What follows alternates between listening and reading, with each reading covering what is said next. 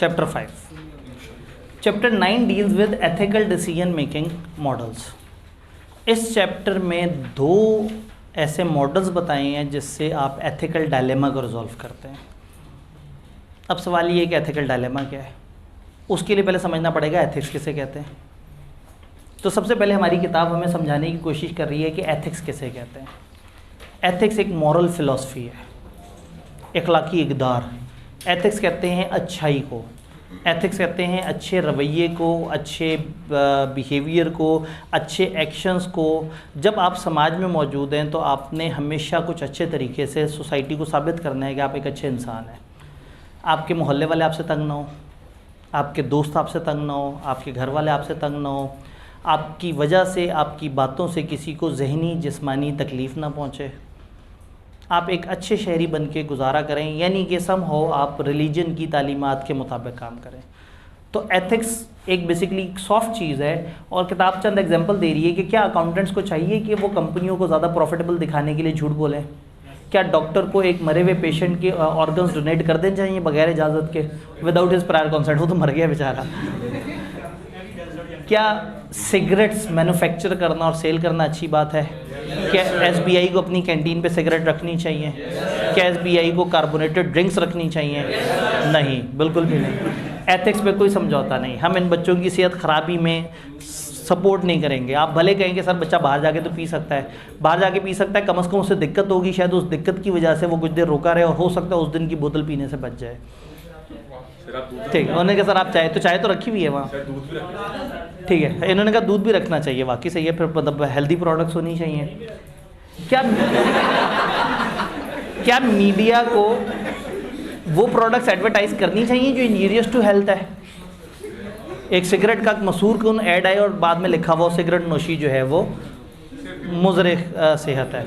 और कुछ तो सिगरेट्स की डब्बियों पे लिखा होता है स्मोकिंग किल्स डायरेक्टली। मतलब ये नहीं होता दिस कैन बी हार्मफुल, ये ख़तरनाक हो सकती है, वो मतलब डब्बी पे बाकायदा लिखा हुआ है स्मोकिंग किल्स, स्मोकिंग बंदा मार देती है। लोग कहते हैं यार ज़बरदस्त, यार दो डब्बियाँ देना, ठीक है। फिर किताब अब जनरल बातें कर रही है। एथिक्स एक वास्ट सब्जेक्ट है, इसकी न्यूमरस डेफिनेशन है।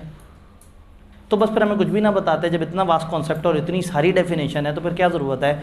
चंद बातें उन्होंने कर दी। Set of moral principle of values है, principle norms and standard of conduct governing individual और ग्रुप है। तो अलग अलग लोगों ने अलग अलग तरीके से बताया। आप इनमें से कोई एक डेफिनेशन याद रख लें कि अगर पेपर में खुदा ना खास्ता थ्योरी वाला सवाल आ जाए तो आप उसको लिख सकें। असूलन तो ये शुरू वाली बड़ी जनरल सी डिस्कशन है। ऑर्गेनाइजेशन में क्या होता है, देखें एथिक्स तो एक ऐसी बात है जो इनका अलग है, इनका सोचने का निज़ाम अलग है, उनका सोचने का निज़ाम अलग है। मैं एक इदारे में अगर 100 लोगों को इंडक्ट कर रहा हूँ तो वो 100 के 100 एथिकल होंगे तो इदारे को फ़ायदा होगा। तो फिर हम क्या करेंगे, हम उनके लिए एक एथिकल कंडक्ट बनाएंगे और उन सबसे कहेंगे कि भाई इस कंडक्ट को फॉलो करना आप सब लोगों के लिए ज़रूरी है। तो एथिक्स को समटाइम जब आप लोगों से कहते हैं ना कि एथिक्स आपने फॉलो करने हैं या आप अपने तौर पे एथिक्स फॉलो करना, लोग फॉलो नहीं करते। जब आप उन्हें बताते हैं ये 6 बातें आपने फॉलो करनी है, लोगों से फॉलो करना शुरू कर देता है। तो समटाइम जब लोगों से कहते हैं ना खुद से सोचो अच्छा क्या क्या बुरा, वो नहीं सोच पाते। और जब आप उन्हें बता देते हैं क्या अच्छा है क्या बुरा, ये ऐसे ही है कि एक टीचर काम कराए, काम कराने के बाद क्या लो भाई आपको सवाल कराया, आप घर जाके अपनी पसंद से कोई अच्छा सा पास पेपर चूज़ करके कर लेना, हो जाएगा। बस उस दिन आप होमवर्क करके नहीं आएंगे।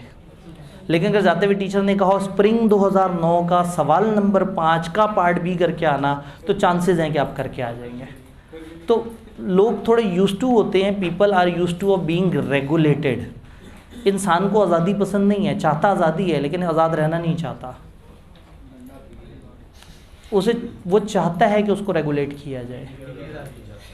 जब आपको आज़ादी मिलती है ना तो आपको फ़ौरन से एहसास होता है कि अब मुझे क्या करना है। और जब आपको आज़ादी मिलती है तो आपके पास चॉइस ही कोई नहीं होती। तो सबसे बड़ी चॉइस है कि आप वो करें जो कहा जाए। अगर आपके घर में टीवी में सिर्फ 2 चैनल आते हो ना तो आप इंतहाई आज़ादी से वो दोनों चैनल मैक्सिमम देख सकते हैं। लेकिन अगर 200 चैनल आते हैं ना तो आप कुछ भी नहीं देख सकते। आज़ादी ख़त्म कर देती है। हाँ, हम कोई गुलाम है। तो जिसके पास ऑप्शन ज़्यादा होती है ना, असल मज़लूम वो है, वो मज़लूम नहीं है जिसके पास ऑप्शन। जब आपके पास ज़्यादा ऑप्शन है ना तो आपका पेपर फेल हो जाता है। आप मोबाइल यूज़ कर सकते हैं, आप दोस्तों के साथ घूमने जा सकते हैं, लेकिन अगर आपके घर में पाबंदी है, आपको मोबाइल यूज़ करने पे पाबंदी है, आपको दोस्तों से मिलने पे पाबंदी है, तो ये पाबंदी आपको बेहतरी तरफ ले जाती है। तो इंसान को लगता है कि उसको आज़ादी चाहिए, लेकिन इंसान को पसंद है कि उसको कोई हुक्म दे। इंसान अगर आज़ाद रहना चाहता है तो क्लास में क्यों आते हैं? ऑनलाइन क्लासेस मौजूद हैं, यूट्यूब पे इतना कुछ मौजूद है। क्लास में इसलिए आते हैं कि सर आप हमें बताएं हमने डेली कितना पढ़ना है, आप हमें होमवर्क दिया करें, और फिर अगले दिन फिर शर्मिंदा होकर खुद ही करा भी दिया करें। तो कहने का मतलब है कि आप इतनी आज़ादी चाहते हैं कि आपको रेगुलेट ज़रूर किया जाए। अभी सोशल मीडिया पे थोड़ा सा आगे ट्रेंड शुरू हो जाएगा कि कोई मुझे 30 दिन का बी लॉ का प्लान बना के दे दे कि मैंने कैसे पढ़ना है। शुरू हो गया, और सब के सब जनाब हो जाएंगे कि जी मुझे इतना प्लान मिले। भाई आपका प्लान है, आप खुद बनाओ। नहीं, आज़ादी तो पसंद ही नहीं है। तो आज़ाद रहना पसंद है, लेकिन आज़ादी पसंद नहीं है। जब आप आज़ाद होते हैं तो आप डिसीजन गलत कर बैठते हैं। तो आप चाहते हैं कि आपको कोई ना कोई रेगुलेट करे। इंसान फितरी तौर पे मगलूब है, सिर्फ आका बदलते रहते हैं। सबसे बड़े आका को नहीं देखते, नीचे दरमियान में अलग अलग आका बदलते रहते हैं। और हम जो है, जब आप कहते हैं कि हमें हकीकी आज़ादी चाहिए, तो इस वक्त आप ग़ुलाम हैं एक इंसान के जिसने कहा कि मैं हकीकी आज़ादी दिलवाऊंगा, जिसके जुमले को आप फॉलो करके कह रहे हैं कि मुझे हकीकी आज़ादी चाहिए। तो आपसे बड़ा तो ग़ुलाम ही कोई नहीं। ये तो चलें। तो एथिक्स बेसिकली, अब कंपनियों को समझ आ गई कि एथिक्स क्या है, तो इसलिए जब आप लोगों से कहेंगे ना अच्छे बंदे बन के रहना, वो नहीं फॉलो करेंगे। उनसे कहेंगे ये किताबचा है, इसमें 3 सफ़े, उस 3 सफ़े में जो बातें लिखी हैं वो फॉलो करना, वो उसे पढ़ भी लेंगे, उनमें से कुछ को फॉलो भी कर लेंगे। तो कंपनियां फिर क्या करती हैं, कोड ऑफ कंडक्ट डेवलप करती हैं, कुछ किताबचे बनाती हैं और अपने एम्प्लॉइज़ को कहती हैं कि इसको पढ़ना और कोशिश करना कि इसको फॉलो करें। जब आप कहते हैं खुद से सोचना, तो लोगों के जहन में अक्सर अच्छी बात नहीं आती, लेकिन जब उन्होंने 3 सफ़े पढ़े हुए होते हैं तो जहन में थोड़ी बहुत हल्की फुल्की सी बात रह जाती है। ICAP आपसे कह देता है आपने एथिक्स फॉलो करने हैं, नहीं, उसने आपको कायदा बताया कि ये 5 फंडामेंटल्स हैं, फलाना है, फलाना फलाना ऐसे, फलाना ऐसे। ये जो आपको बार बार बता रहे हैं, वो चाहते हैं कि आप एथिक्स फॉलो करें। हल्का सा तस्करा PRC में, फिर थोड़ा सा तस्करा टैक्स में, फिर MFA में, R2 में, ऑडिट में, CA फाइनल में, BFD के अलावा बाकी 5 सब्जेक्ट में, MSA के दोनों सब्जेक्ट्स में। और एथिक्स का एक सेपरेट मॉड्यूल है जो आपने ऑनलाइन वेबसाइट पे जाके अलग से फिल करना होता है। इतनी दफ़ा जब आपके सामने एथिक्स वर्ड गुजरता है तो आप तंग आके एथिकल हो जाते हैं। तो एथिकल कंडक्ट समझ आया, एथिकल कंडक्ट समझ आया। बिजनेस सेंस एथिकल कल्चर की क्या है? देखें, अगर मैं बिज़नेस से कहूँगा ना, मैं अपने कॉलेज से कहूँगा भाई हमें एथिकल होने की ज़रूरत है। फॉर एग्ज़ाम्पल मैं ओनर नहीं हूँ, मैं एक टीचर हूँ, मैं अपने कॉलेज वालों से जाके कहता हूँ कि देखो बच्चों के साथ झूठ मत बोलना। उन्होंने कहा जी आपको क्या पता बिज़नेस कैसे करते हैं, झूठ बोलेंगे तो बच्चा आएगा, झूठ बोलेंगे तो नोटू आएगा।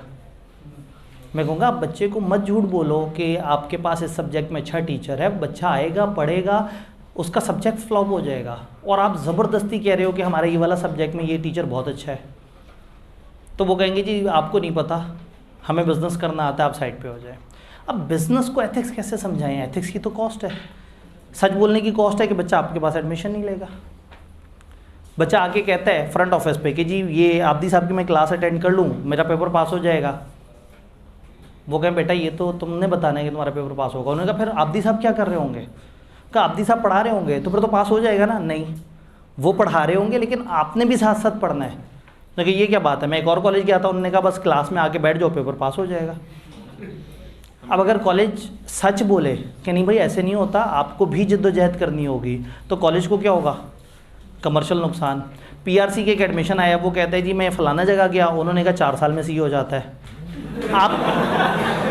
आप कितने साल में CA कराएंगे? इंटर की बात है सर, CA इंटर की बात। अब अगर हम सच बोलेंगे तो बच्चा लूज़ हो जाएगा। तो हमें सच बोलना चाहिए। बिज़नेस तो कमर्शियल है ना, बिज़नेस कहेगा मत बोलो सच।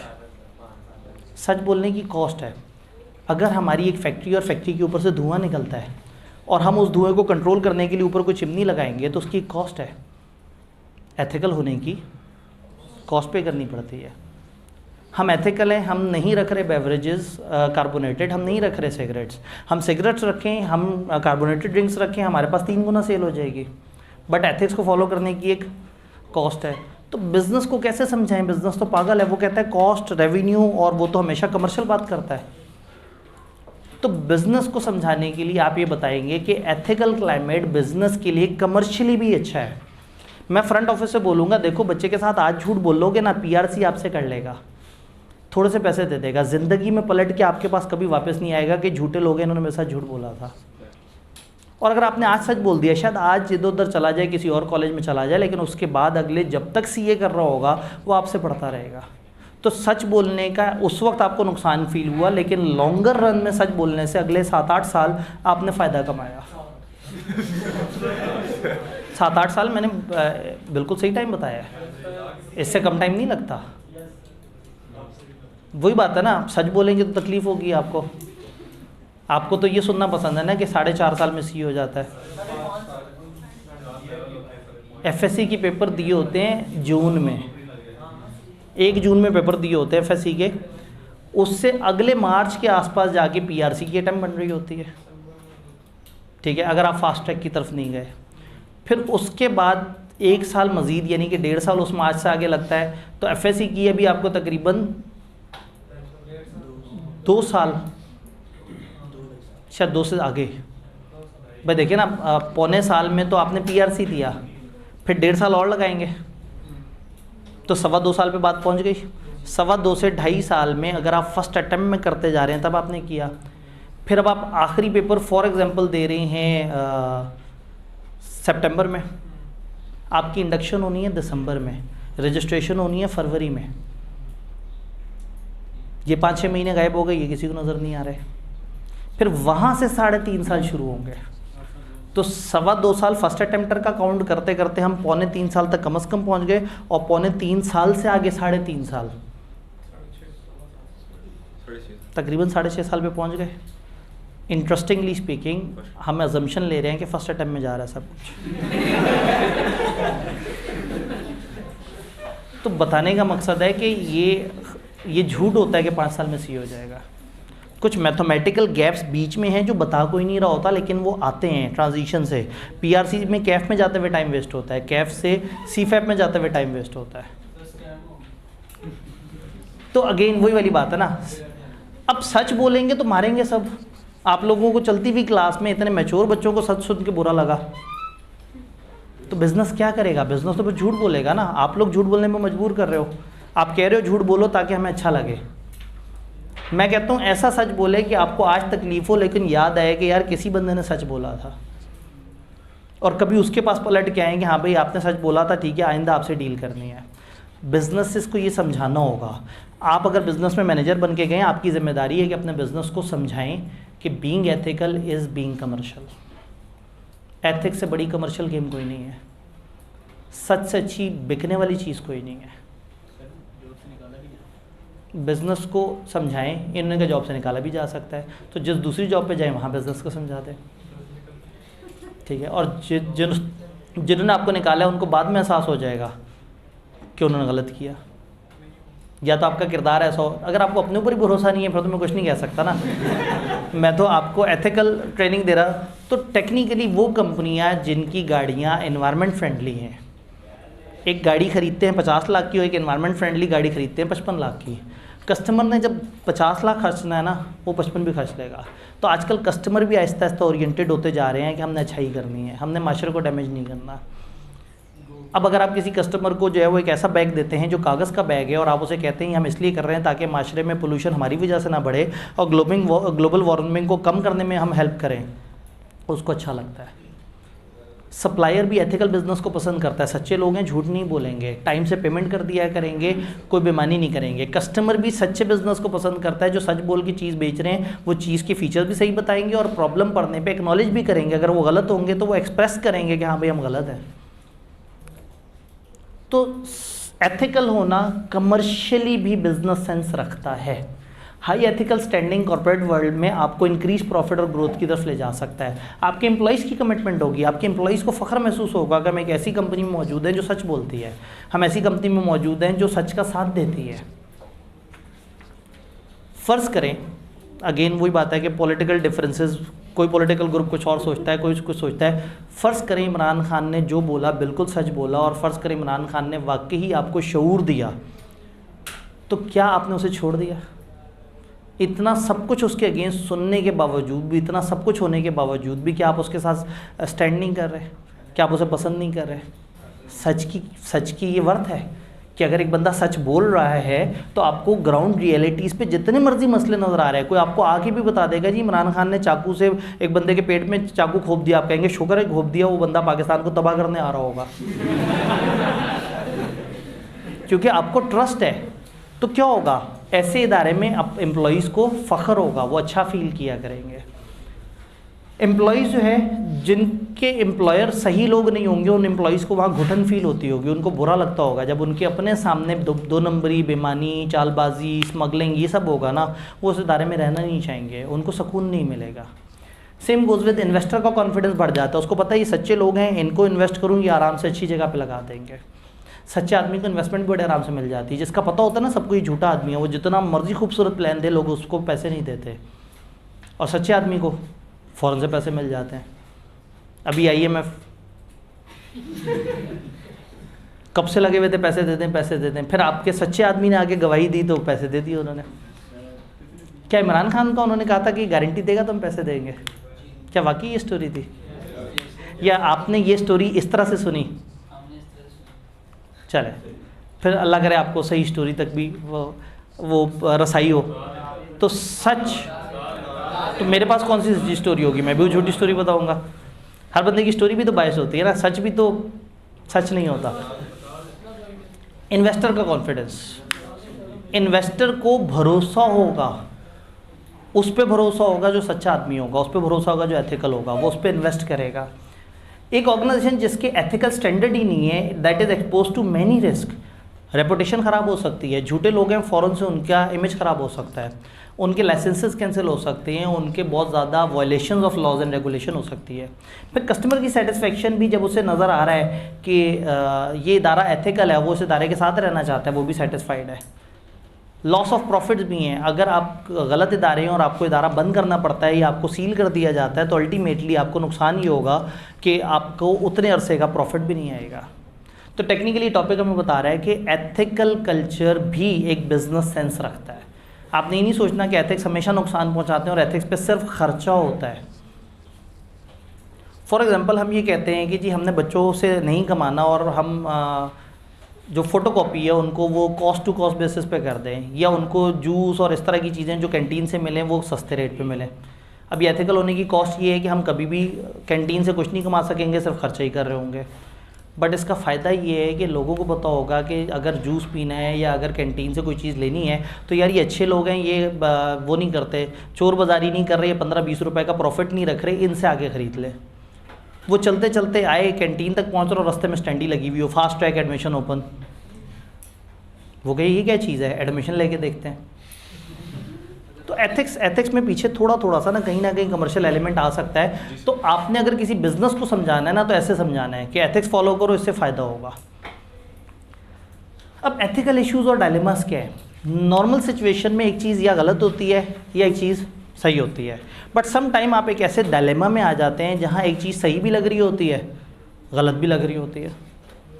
क्या ऐसा हो सकता है कि एक चीज़ सही भी हो और गलत भी हो? पाकिस्तान का IMF से लोन लेना सही है या गलत है? सही भी और गलत भी है। सही इसलिए है कि पाकिस्तान को एक फंडिंग फ़ौरन से मिल जाएगी, चीज़ें थोड़ी बेहतर हो जाएंगी और मामलात चल सकते हैं। बुरा के सेंस में मज़ीद फंस जाएगा पाकिस्तान, मज़ीद डेट कॉवेनेंट्स में आ जाएगा, मज़ीद रूल्स फॉलो करने पड़ेंगे। तो ऐसे में IMF की तरफ जाना अच्छा भी है और बुरा भी। इसीलिए आपकी पार्टीज़ IMF के पास जाने को अच्छा भी कह देती हैं, बुरा भी कह देती हैं। डिपेंड करता है वो हुकूमत किस तरफ है, जो उस तरफ है। तो आप देखें वही सियासतदान IMF को बुरा कहते हैं जो गवर्नमेंट से बाहर होते हैं, और जो गवर्नमेंट के अंदर होते हैं वो IMF को हमेशा सबसे बेस्ट कहते हैं। और जब ये वाइस वर्सा हो जाता है तो वही लोगों के बयान बदल जाते हैं और इन लोगों के बयान भी बदल जाते हैं। तो ये एथिकल डायलेमा है, एक चीज़ परफेक्टली ठीक या परफेक्टली गलत नहीं होती, समटाइम आप एक मिड वे अराउंड आ जाते हैं और आपको एक सिचुएशन आती है जिसमें आपको सही और गलत के बीच में तमीज़ करना थोड़ा मुश्किल हो जाता है। एथिकल इशू एक ऐसा प्रॉब्लम, सिचुएशन या अपॉर्चुनिटी है that requires individual, group, organization to choose among several action that must be evaluated as right और रॉन्ग। अब आपके पास काफ़ी सारी ऑप्शन है, आप ये करें या वो करें, इस तरह से करें या उस तरह से करें। तो सम टाइम आप ये डिसीजन लेते हैं। एक बच्चा जो है वो आके कहता है कि सर अगर मैं सिर्फ रिवीजन क्लास लूँ तो क्या मैं पास हो सकता हूँ? अब मुझे क्या जवाब देना चाहिए? अगर मैं कह दूँ हाँ तो वो कुछ नहीं पढ़ेगा, सिर्फ रिवीजन क्लास लेगा। और अगर मैं कह दूँ नहीं तो बेचारा हिम्मत कर रहा था, कोशिश कर रहा था, मैं अभी तक नहीं पढ़ पाया, सर अगर मैं रिवीजन क्लास ले लूँ तो क्या चांसेस हैं कि मैं पास हो जाऊँ? मैंने उसे इनकार कर दिया। अब मैं उसे इनकार कर दूँ तो उसका दिल टूट जाए, और हाँ कह दूँ तो मेरा दिल नहीं मानता। एथिकल प्रॉब्लम आ गई। तो फिर आप इस तरह की एथिकल प्रॉब्लम में आ जाते हैं। अब वही वाली बात है, मरे हुए इंसान के ऑर्गन्स जो है वो डॉक्टर डोनेट करे या ना करे। भाई एक मरी हुई बॉडी से आपने छेड़छाड़ की, उसके घर वालों से बगैर पूछे उस लाश की बेहुरमती की, कितनी गलत बात है। लेकिन एक बंदा जो मर चुका है उसकी आंखें अब सिर्फ मट्टी में दबने वाली हैं, उसके फेफड़े मट्टी में जाने वाले हैं, उसके गुर्दे मट्टी में जाने वाले हैं। एक बंदा ज़िंदगी और मौत की जंग लड़ रहा है, और अगर उसको इसके फेफड़े मिल गए, इसके गुर्दे मिल गए, वो ज़िंदगी जी लेगा। तो इस तरीके से सोचें तो इससे बड़ी इबादत कोई नहीं लगती कि वो जिस्म जिसने ज़ाया होना था मट्टी में जाके, वो जिस्म में से कुछ ऑर्गन्स निकल के किसी और बंदे के काम आ जाएंगे। और दूसरी तरफ से सोचेंगे तो आप कहेंगे कितनी गलत बात है, एक फैमिली की इजाज़त के बगैर उनके मुर्दे को इस तरह से करना या दफन करने का एक बाकायदा रिलीजियस हुक्म है, तो उस हुक्म के अगेंस्ट हम क्यों जा रहे हैं बॉडी पार्ट्स को ख़राब करके। तो इस तरह की सिचुएशन को हम कहते हैं एथिकल इश्यूज़, एथिकल डायलेमा। तो नॉर्मली क्या होता है कि क्लियर डिस्टिंक्शन राइट और रॉन्ग के दरमियान नहीं होती, हर चीज़ परफेक्टली सही भी नहीं होती, परफेक्टली गलत भी नहीं होती, एक स्टेट ऑफ कन्फ्यूजन होती है। एथिकल जब डायलेमा आता है तो फिर आप क्या करते हैं? एथिकल डायलेमा जब आता है तो आप 3 तरह के मॉडल्स अप्लाई करते हैं। ICAP के कोड ऑफ एथिक्स ने एथिकल डायलेमा को डील करने का तरीका बताया, अल्हम्दुलिल्लाह हमारे सिलेबस में नहीं है। और 2 इंटरनेशनल मॉडल हैं, AAA मॉडल और ट्रकर 5 क्वेश्चन मॉडल। ये 2 मॉडल्स आपको बताते हैं कि एथिकल डायलेमा में आपने क्या करना है जिससे आप बेहतर तरीके से चीज़ों को लेके चल सकें। इन दोनों मॉडल्स को देखते हैं। तो चैप्टर 7 और 8 के बाद अगर कोई चीज़ बहुत शदीद ज़रूरी है तो वो ये 2 मॉडल्स हैं। दोनों मॉडल्स ने अपने कुछ स्टेप्स बताए हैं चीज़ को परखने के। तो अ क्वेश्चन कैन बी कि एक सिचुएशन दी जाए और कहा जाए बताओ इसको AAA मॉडल के मुताबिक आप किस तरह से आंसर करोगे। तो आपने फिर उसके 7 एलिमेंट्स लिखने हैं और उन 7 एलिमेंट्स के मुताबिक उस सिचुएशन को जज करना है। ये दोनों मॉडल हमें क्या कहते हैं, एक-एक करके इन दोनों मॉडल्स की तरफ चलते हैं। पहले AAA मॉडल। AAA मॉडल आपसे कहता है भाई 7 स्टेप बाय स्टेप आपने स्टेप्स लगाने हैं। पहला स्टेप, एस्टेब्लिश करें फैक्ट्स ऑफ द केस। इसमें मैं एक एग्जांपल देता हूँ जिससे बात ज़रा आसानी से समझ आ जाती है। अफ्रीका में नाइकी कंपनी ने चाइल्ड लेबर इस्तेमाल करनी शुरू कर दी, या ये डिसीजन लिया कि हम चाइल्ड लेबर की तरफ जाएंगे। अब बच्चों से काम कराना अनएथिकल है, और नाइकी को लगता है कि अगर उस इलाके के बच्चों से हम काम नहीं करवाएंगे तो वो बहुत ही लो स्टैंडर्ड कहीं और नौकरी करेंगे, क्योंकि उनको पैसे तो चाहिए और वो पढ़ भी नहीं सकेंगे। हम उन बच्चों को तालीम भी देंगे, हम उन बच्चों को कम आवर्स काम करवाएंगे, हम पैसे तो उन्हें कम देंगे, हमें फ़ायदा होगा, हम कम पैसे देंगे, लेकिन हम उन बच्चों को तालीम भी देंगे और उस इलाके की गुर्बत ख़त्म करने की कोशिश करेंगे। और बाय द वे अगर हम उनको काम ना देते तो उनको किसी ना किसी ने तो काम पे रख लेना था, और शायद हमसे बहुत ही हल्के लेवल का काम कराते और पैसे भी शायद हमारे जितने भी ना देते, उससे भी कम देते। अब एक प्रॉब्लम आ गया। अब इस तरह का एक प्रॉब्लम है जिसमें समझ नहीं आ रहा कि इसका सलूशन क्या होना चाहिए, क्या हम चाइल्ड लेबर को यूज़ करें या ना करें। अब ऐसे एक प्रॉब्लम को आप पकड़ेंगे, उस प्रॉब्लम को स्टेप बाय स्टेप लेके चलेंगे। स्टेप 1 है आप एस्टेब्लिश करें क्या फैक्ट्स हैं। फैक्ट्स ये हैं कि अफ्रीका है, अफ्रीका में आपने मैन्युफैक्चरिंग करनी है और आप बच्चों से वहाँ काम कराना चाह रहे हैं, ये फैक्ट्स हैं। नंबर 2, इसमें एथिकल इश्यूज़ क्या हैं। Ethical issue is child labour. Child labour जो कि commonly is not understood as a good thing. तो इसमें एथिकल इशू क्या है, चाइल्ड लेबर। फैक्ट्स क्या हैं, आप एक जगह पे कुछ बच्चों से काम करवाना चाह रहे हैं, एथिकल मसला क्या है बीच में कि चाइल्ड लेबर के लफ्ज़ इस्तेमाल हो रहे हैं। तीसरा, identification of norms, principles and values related to the case. करना क्या है, placing the decision its social, ethical and professional behaviour context.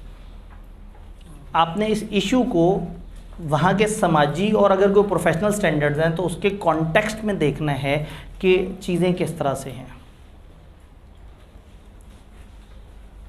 आप चाइल्ड लेबर इस्तेमाल करना चाह रहे हैं, उस इलाके में चाइल्ड लेबर को लेके लोग बहुत ज़्यादा टेंशन में नहीं हैं। लोगों को वहाँ चाइल्ड लेबर कोई गलत बात नहीं लगती, तो प्रॉब्लम है, लेकिन अगर उसके समाजी कॉन्टेक्स्ट में देखें तो इतना बड़ा इशू नहीं है।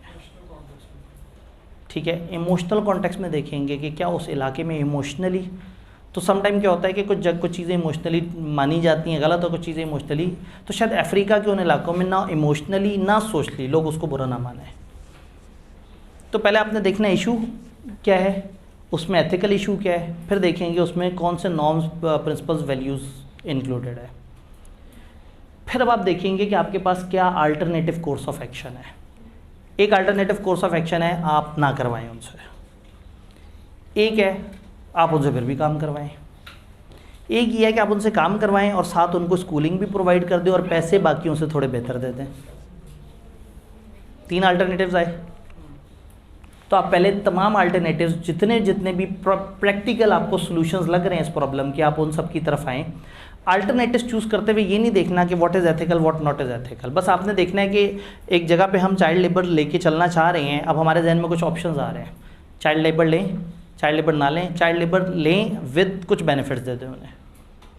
स्टेप 4 में स्टेप 3 वाली बातें नहीं सोचनी। स्टेप 3 में आपने इस इशू को इमोशनली और सोशली सोचा है। स्टेप 4 में जब आप सोल्यूशन दे रहे हैं तो सोल्यूशन देते हुए आपने आज़ाद हो कि जितने पॉसिबल सोल्यूशन आपके जहन में आ रहे हैं लिख देने हैं, सोच लेने हैं। फिर आएगा स्टेप 5। स्टेप 5 में स्टेप 3 के सॉल्यूशन को स्टेप 3 के नॉर्म्स के साथ मैच करना है। एक सॉल्यूशन चाइल्ड लेबर इस्तेमाल ना किया जाए तो ठीक है, फिर तो सिरे से कोई प्रॉब्लम हो ही नहीं रहा। एक ऑप्शन आप चाइल्ड लेबर इस्तेमाल कर रहे हैं, आपने देखा उस इलाके के नॉर्म्स के मुताबिक चाइल्ड लेबर को इस्तेमाल करना कोई बहुत ज़्यादा बुरी बात नहीं है। फिर आपने क्या एक ऑप्शन है कि हम चाइल्ड लेबर इस्तेमाल ना करें और उन बच्चों को पढ़ाएं। चाइल्ड लेबर इस्तेमाल करें और बच्चों को पढ़ाएं भी। इंटरेस्टिंगली जब आपने उस इलाके की तहकीक की तो पता ये लगा कि वालिदैन कभी भी नहीं चाहते कि बच्चे पढ़ें और अंग्रेज़ों के ग़ुलाम बन जाएं। बच्चों में हुनर आना चाहिए, छोटी सी एज से ये मेहनती होने चाहिए ताकि जब ये बड़े हों तो अपना काम करें। अब अगेन ये मैं नहीं कह रहा, ये उस इलाके के लोगों की ज़हनियत है। तो आपने अल्टरनेट निकालते वक्त अपने सोच नहीं सोचने, उन लोगों के हिसाब से सोचना है। तो एक अल्टरनेट था हम चाइल्ड लेबर की तरफ ना जाएं, ये ऑप्शन अच्छा नहीं है, वो उस इलाके के लोग चाहते हैं। एक है आप चाइल्ड लेबर की तरफ जाएं, ये ऑप्शन अच्छा है, वहाँ के लोग पसंद करते हैं। तीसरा चाइल्ड लेबर की तरफ जाएं, उनको स्कूलिंग दें, वालिदैन कहेंगे हमारा बच्चा ख़राब कर रहे हैं, तो शायद उनको स्कूलिंग दें। आपको अच्छा ऑप्शन लगा लेकिन वालिदैन को अच्छा ऑप्शन नहीं लगा। जी अभी आपने कहा कि ऑल्टरनेट सोचते हुए आपने ओपन होकर सोचना है। बिल्कुल, इस स्टेप में अगले स्टेप की तरफ नहीं आना। अभी आप कह रहे हैं कि उनके वालिदैन को कुछ तरह मिलेगा या फिर वो नॉर्म्स नहीं है वहाँ के, ये अब हम इस स्टेप में आ गए हैं। हर स्टेप की अपनी सोच है। दोबारा से रिपीट करता हूँ। पहला स्टेप है प्रॉब्लम्स के फैक्टर्स क्या है, पहले देख लें स्टैट्स क्या हैं। अफ्रीका काम करना है और बच्चों से काम कराना चाह रहे हैं। फिर देखें आपकी नज़र में एथिकल इशू क्या है, हमें क्या दिक्कत लग रही है। हमें दिक्कत ये लग रही है कि हम चाइल्ड लेबर की तरफ जा रहे हैं जो दुनिया में एक अच्छी बात नहीं कंसिडर की जाती। स्टेप 3, उनके उस चीज़ से रिलेटेड वहाँ के लोगों के जज्बात समझें। वहाँ के लोग सोशली मॉरली इस चीज़ को कितना एक्सेप्ट करते हैं, कितना एक्सेप्ट नहीं करते। इस वक्त ये नहीं सोचना कि मैं उर्फ़े आम में एथिक्स को क्या सोचता हूँ, इस वक्त देखना है वहाँ के हिसाब से कैसा है। चौथे में क्या होगा, सॉल्यूशन देने। सॉल्यूशन देते हुए फिर नहीं सोचना कि हर सॉल्यूशन को वो लोग कैसे परसीव करेंगे, आपने पहले सारे सॉल्यूशंस बयान कर लेने हैं। अगर आपको पहले से ही पता होता कि वहाँ के लोग नहीं चाहते बच्चे पढ़ें तो आपके जहन में सॉल्यूशन ही ना आता। ऐसे नहीं करना। सोल्यूशन सोचते हुए बिल्कुल इंडिपेंडेंट होकर जो जो पॉसिबल सोल्यूशन आ रहे हैं सामने लिस्ट बना देनी है। फिर हर सोल्यूशन पकड़ना है, स्टेप 4 का सोल्यूशन पकड़ना है और स्टेप 3 के नॉर्म्स के साथ मैच करना है। तो शायद मुझे जो सोल्यूशन अच्छा लग रहा था कि बच्चों को पढ़ा भी दें और पैसे भी अच्छे दे दें, वालिदैन को लगता है कि बच्चों को छोटी एज में ज़्यादा पैसे मिल गए तो भी ख़राब हो जाएंगे, और अगर उन्होंने पढ़ना शुरू कर दिया और पढ़ने की लत पड़ गई तो काम छोड़ देंगे, बेचारे किसी भी काम से जाएंगे। पढ़ लिख के जो डिग्रियां लेके बैठे हुए उन्होंने क्या कर लिया।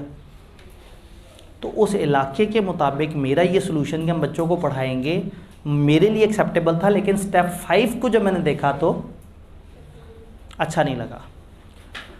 अब क्या है, आउटकम के कॉन्सिक्वेंस देख लें। मैं कहा ठीक है जी, अब अगर हम इस तरह से कर रहे हैं तो अलग अलग आउटकम्स हैं, हर आउटकम के क्या क्या ताबकारी असरात हो सकते हैं। हम बच्चों को सिर से यूज़ ना करें, हमारी लेबर बहुत महंगी हो जाएगी। हम बच्चों को यूज़ करें, चाइल्ड लेबर इस्तेमाल हो रही है, और हम बच्चों को यूज़ करें प्लस स्कूलिंग दें, तो हमारा खर्चा भी थोड़ा स्कूलिंग पे भी बढ़ जाएगा और थोड़ा उनको ज़्यादा पैसे देने पे भी बढ़ जाएगा। तो हमने देखा हर ऑप्शन के क्या क्या नुकसान आते हैं, और फाइनली फिर डिसीजन ले लिया। डिसीजन लेते हुए आपने ये साबित करना है कि एक प्रोफेशनल आदमी ने सारे प्रोफेशनल कॉन्टेक्स्ट को देखा है, समझा है और उसके मुताबिक डिसीजन लिया है। बात समझ आई है? अगेन ये चीज़ समझने के लिए ना आइडियली एक प्रैक्टिकल सिचुएशन और उसके ऊपर जो है वो सवाल होना चाहिए। तो जब ये रिवीजन क्लासेस ख़त्म होंगी तो मैं एक वीडियो अपलोड करूँगा इन दोनों के ऊपर, एक केस स्टडी पकड़ के दोनों जो मॉडल्स हैं उनको उसी केस स्टडी से आंसर करने की। दिल में थोड़ा सा और बात करने का भी वो है ख्वाहिश, लेकिन दामन वक्त में ज़रा जगह थोड़ी सी कम है। ये 7 स्टेप, पहला स्टेप स्टैट्स, दूसरा एथिकल इशू, तीसरा इनके यहाँ के मुताबिक क्या सोच, चौथा क्या क्या ऑप्शंस मौजूद हैं बगैर ये सोचे, पांचवा हर अल्टरनेट का एथिकल क्या वो मामला है, छठा जो भी आउटकम होगा उसके क्या क्या नुकसान फ़ायदे होंगे, एंड सातवां डिसीजन ले लिया जाए। भाई कुछ कहना चाहते हैं? सर इसमें हम जो उस कंट्री का लॉ है उसको नहीं प्रेफर करेंगे या देखेंगे? जी, अगेन जब हम यहाँ कहते हैं ना norms, principle and values related to case, तो हम कहते हैं placing decision is social, ethical and some time professional behaviour context. तो अब समाजी कॉन्टेक्स्ट में देख रहे हैं और हो सकता है उस इलाके के कुछ प्रोफेशनल बिहेवियर्स में भी कुछ चीज़ें डिफाइंड हो। जब ICAP का कोड ऑफ एथिक्स के तहत करते हैं तो हम प्रोफेशनल बिहेवियर को भी देखते हैं। तो यहाँ हम कानून को नहीं देख रहे, हम समाजी ही एतबार से देख रहे हैं। इसका जो लिमिटेशन है वो ये है कि कानून को बहुत ज़्यादा कंसिडर नहीं कर रहा, ये सोसाइटी की जो वैल्यूज़ है उनको ज़्यादा प्रेफर कर रहा है। ये मॉडल डेफिनेटिव आंसर नहीं देता, लेकिन आपको एक रास्ता बता देता है कि आप कैसे अपने आप को इम्प्रूव कर सकते हैं, आपके डिसीजन मेकिंग के प्रोसेस को थोड़ा सा स्ट्रॉन्ग कर देता है। रादर देन कि आप खुद ही से तुक्का लगाते, आपको एक फ्रेमवर्क दे दिया कि इस तरीके से सोचो तो आपका माइंड ज़्यादा ब्रॉड होगा। और फिर भाई देखें, अगर आप इस मॉडल को ना फॉलो करते, आप बच्चों को लाजमी पढ़ाना शुरू कर देते और पैसे भी अच्छे दे देते, जबकि इस मॉडल को देखने के बाद वो ऑप्शन आपको अच्छी, उसको जस्टिफाई कर सकते हैं अगर आपने अपने दिमाग से सोचना हो। ये जो स्टेप 3 है ना, ये सबसे कीमती है। स्टेप 3 में वहाँ ग्राउंड पे जाके देखना है कि वहाँ क्या थॉट प्रोसेस है, वो लोग क्या सोचते हैं, उनके क्या जज्बात है। एग्जामिनर ने सारी चीज़ें बताई होंगी, आपने सिर्फ उसको उठा के वो जो 7 हेडिंग्स के अंदर एक एक करके पिरोते चले जाना है।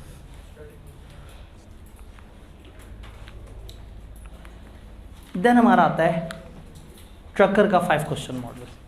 ट्रकर कहता है भाई आप एक एथिकल इशू में आ गए हैं, आप पूछें 5 सवाल। 5 सवाल क्या हैं? आप पूछें कि जो हम करने जा रहे हैं क्या ये प्रॉफिटेबल है, नंबर 2 क्या ये लीगल है, क्या ये फेयर है, क्या ये राइट है, और क्या ये सस्टेनेबल है। 5 सवाल आपने 5 डायमेंशंस कवर करनी है, 5 अलग अलग बॉक्सेस पूरे करने हैं। अगर सवाल में डाटा दिया हुआ है तो 5 बॉक्स, नहीं तो सवाल में जितना डाटा दिया हुआ है उतने सवाल। पहला जो मैं करने जा रहा हूँ, क्या वो प्रॉफिटेबल है, बच्चों से लेबर इस्तेमाल की जाए तो बच्चे कम पैसों में आएंगे, प्रॉफिटेबल है। नंबर 2 क्या लीगल है, पीछे हमारे पास इन्फॉर्मेशन नहीं थी, अगर सवाल खामोश है तो हम कहेंगे कि ये लीगल का हमें नहीं पता लगा, हम इसका कुछ आंसर नहीं कर सकते। तो अगर वो बता दें कि इस मुल्क में इस तरह की ये वाली पाबंदी है तो आप कहेंगे ये लीगल नहीं है। देन क्या ये फेयर है। अब अगेन ये 2 सवाल हैं, इज़ इट फेयर और इज़ इट राइट, क्या ये सही है, क्या ये सही है, क्या ये उनके हिसाब से सही है, क्या ये हमारे हिसाब से सही है। याद है मेरे हिसाब से चाइल्ड लेबर अच्छी बात नहीं थी, लेकिन उनके हिसाब से ठीक है। तो मैंने देखा प्रॉफिटेबल है, हाँ। मैंने देखा लीगल नहीं पता, लीगल का सवाल में डाटा नहीं दिया हुआ। फेयर है, हाँ जी उनके हिसाब से फेयर है। राइट है, नहीं, अच्छी बात नहीं है, मेरा दिल मुतमईन नहीं है। सस्टेनेबल डेवलपमेंट, क्या इससे इन्वायरमेंट को कोई फ़र्क पड़ेगा? एनवायरनमेंट वाला फ़र्क बताने के लिए उन्हें बताना पड़ेगा कि ये डिसीजन लेने से दरख्त कटने से बच जाएंगे, ये डिसीजन लेने से धुआं निकलना ख़त्म हो जाएगा, शोर ख़त्म हो जाएगा, बारिशें कम, मतलब वो आपको कुछ ना कुछ ऐसा फैक्टर बताएं। तो इसमें ना मुझे लीगल समझ आया ना ये समझ आया। तो 3 सवाल हैं, प्रॉफिटेबल यस, फेयर हाँ, राइट नहीं, नहीं थोड़ा है और हाँ ज़्यादा है। तो निकी जी हाँ, वो निकी जी ना, और ज़्यादा सारी हाँ। कलेक्टिवली डिसीजन क्या बना? फॉर एग्ज़ाम्पल कानून कहता गलत और 3 जवाब होते सही, फिर क्या करता है? पे डिपेंड करते कि हम कौन से स्कूल ऑफ थॉट को मानते हैं, यूटिलिटेरियनिज्म या रूल एथिक्स। इन सवालों पे आगे ना 2 अप्रोचेज होती हैं, एक को हम कहते हैं रूल एथिक, एक को हम कहते हैं यूटिलिटेरियनिज्म। रूल एथिक्स ये कहता है कि भाई जो ड्यूटी, जो कानून ने जो आपको बात कह दी है वो आप पे मानना वाजिब है। और यूटिलिटेरियनिज्म क्या कहता है? एंड टू एंड पॉइंट देखो, अल्टीमेटली देखो क्या हुआ, अल्टीमेटली फ़ायदा हुआ या अल्टीमेटली नुकसान हुआ। जैसे हमें पता लगा कि जी एक शख्स ने ज़मीनों पे कब्ज़ा किया बहुत सारा, अदालत में उसका मामला चला गया और अदालत में साबित हो गया कि इसने ज़मीनों पे कब्ज़ा किया, लेकिन उस बंदे ने कहा मैं काम करता हूँ, मैं पाकिस्तान का 30% लोन पे कर दूँगा, मुझे इस केस में अंदर मत डालो। कानून क्या कहता है? सख्त से सख्त सज़ा होनी चाहिए। बट इस बंदे ने ऑफ़र बड़ी मज़े की करा दी है। इसको सज़ा देने से एक इंसान को सज़ा हो जाएगी और माशरे को समझ आ जाएगी कि बुरे इंसान के साथ बुरा सलूक होता है, लेकिन इसने पाकिस्तान का इतना बड़ा लोन अदा कर दिया तो अल्टीमेटली पाकिस्तान फ़ायदे में है। तो अगर यूटिलिटेरियनिज़म के हिसाब से देखें ना, इसमें यूटिलिटी कितनी है, इसमें फ़ायदा कितना है, तो उसको सज़ा नहीं देंगे, उससे 30% लोन ले लेंगे। लेकिन जो रूल एथिक्स अप्रोच है वो क्या कहेगी कि भाई अगर कानून ने कह दिया तो बाकी 4 सवाल भले हाँ हैं, जब कानून वाले सवाल का जवाब ना आ गया ना तो बस ना। तो यूटिलिटेरियनिज्म इन 5 को कलेक्टिवली देखेगा, लेकिन जो रूल एथिक्स है वो सबसे पहले फोकस करेगा रूल्स को फॉलो करेगा उसके बाद। फॉर एग्जांपल किसी दूसरे मुल्क की कोई डिवाइस चोरी करना जुर्म है, किसी मुल्क के किसी इंटेलेक्चुअल बंदे को अगवा करना जुर्म है, लेकिन आप एक ऐसे बंदे को अगवा कर लें जो साइंटिस्ट हो, एक ऐसे इक्विपमेंट को अगवा कर लें या चोरी कर लें जो कि एटम बम का हो, और पाकिस्तान में आप एटम बम का एक सेटअप बना के और एटमी धमाके करके अपने दिफा को मजबूत कर लें और दुश्मन की मैली आँख को जो है वो सर्फ एक्सल से धो दें। यूटिलिटेरियनिज्म के हिसाब से आपने बिल्कुल सही किया, ऐसा ही होना चाहिए था। रूल एथिक्स के हिसाब से आपने गलत किया। तो रूल एथिक्स इस सवाल पे बहुत ज़ोर देते हैं पेपर में। अगर वो खुद कह दें कि सवाल को आंसर करते हुए आपने रूल एथिक्स को फॉलो करना है तो लीगल सबसे पावरफुल चीज़ बन जाएगी। फिर बाकी सब हाँ में भी आ जाए ना, आपने लीगल को देखना है। और अगर वो कहें यूटिलिटेरियनिज्म या वो खामोश रहें तो आपने देखना है ज़्यादा जवाब हाँ है और कम ना है, तो आपने उसके मुताबिक जवाब दे देना है। फ़र्ज़ करें 2 जवाब यस हैं, 2 नो हैं और 5वां आपको समझ नहीं आ रहा है, इकोनॉमिक्स वो सस्टेनेबल डेवलपमेंट नहीं समझ आ रही, तो आप कहें कि जी एज़ पर दिस क्वेश्चन अगर हमें सस्टेनेबल डेवलपमेंट का पता लग जाए तो हमारे लिए डिसीजन लेना आसान होगा। इस टाइम पे हमारे लिए दोनों डिसीजन एक जैसे हैं, तो लास्ट क्वेश्चन हमें एक फ़ाइनल जवाब दे देगा।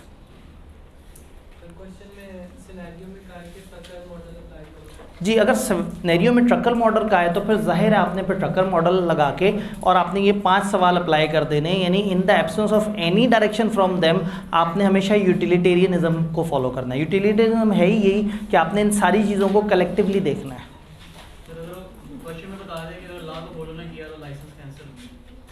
तो अगर लॉ को फॉलो नहीं किया तो लाइसेंस कैंसिल, तो ये वाला है ना लीगल, इस सवाल का जवाब ना है। अगर वो सवाल में कहे कि आपने जवाब देते हुए लॉ को सबसे ज़्यादा फोकियत देनी है तो फिर आपने इस सवाल पे सबसे ज़्यादा टेंशन लेनी है। और अगर आपको ये ना कहे कि आपने फौकियत कैसे देनी है, बस फैक्टर्स बता दे, समाजी तौर पे ठीक है, लीगली गलत है, इन्वायरमेंटली ठीक है, फलाना सही है, तो आपने उन पांचों को इधर पुट करना है। अगर आपके आधे से ज़्यादा जवाब येस में हैं तो यूटिलिटेरियनिज़म जो कॉन्सेप्ट है वो ये कहता है कि आप ओके कर दें, कोई मसला नहीं। तो जब हम यूटिलिटेरियनिज्म की बात करते हैं तो व्हाट इज राइट और wrong, one must concentrate on likely consequences, the end point, greatest benefit for greatest number of stakeholder देखेंगे। तो जिसमें अनफॉर्चुनेटली फिर गवर्नमेंट ये डिसीजन लेती है कि अगर एक इलाके में धमाका करेंगे, मिसाइल फेंकेंगे तो दहशतगर्द का घर उड़ जाएगा जिससे 25 दहशतगर्द मारे जाएंगे, लेकिन उसके साथ कनेक्टेड घर में 3 मजलूम मासूम लोग हैं वो भी मर जाएंगे। तो गवर्नमेंट फिर जब यूटिलिटेरियनिज्म पे जाती है तो वो उन 3 मासूमों को भी मार देती है। जब एक मुल्क ने कोरोना से अपने आप को बचाना था तो वो शुरू के टोटल 100 लोग जो कि कोरोना वाले थे उन सबको गोलियां मार दी, बच गए। ठीक है, वो फिर सेकेंड वेव में वो हो गया। तो कहने का मतलब है कि यूटिलिटेरियनिज्म इतना भयानक वो है कि फिर आप देखते हैं कि वसीदर मफाद की तरह है।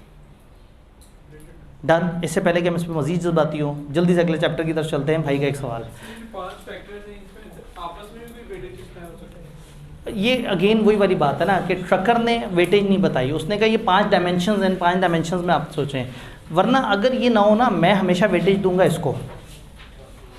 हर इंसान पर्सनल वैल्यूज़ को ज़्यादा वेटेज देता है ना। भाई नाइकी कंपनी को पता है पूरी दुनिया में चाइल्ड लेबर गलत है, तो पर्सनल व्यू तो गलत है उनका, बट अगर वहाँ के लोग मर रहे हैं चाइल्ड लेबर के लिए, कह रहे हैं भाई तुम नहीं करोगे तो कोई और जुल्म करेगा हमारे साथ, आओ हमारे बच्चों को नौकरियाँ दो, आओ हमारे बच्चों को सिखाओ, आओ इन बच्चों को कमाने के काबिल बनाओ, तो बाकी सवाल चीख चीख के कह रहे हैं कि यस।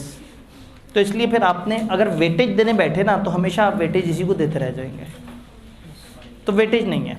स्टिल अगर पेपर में फिर भी दिल नहीं मान रहा तो आप कहें 3 सवालों के जवाब येस हैं, 2 के नो हैं, लेकिन चूंकि ये नो जिन सवालों पे हैं वो बहुत भारी हैं तो मेरा पर्सनल फैसला है, ठीक है। तो फिर इल्ज़ाम इस मॉडल को नहीं देना। पेपर में सवाल क्या आता है, इस मॉडल के मुताबिक जवाब दो, तो फिर आपने अपना जवाब दे देना, लेकिन अगर वो नंबर काटें तो आपने ज़्यादा दुखी नहीं होना।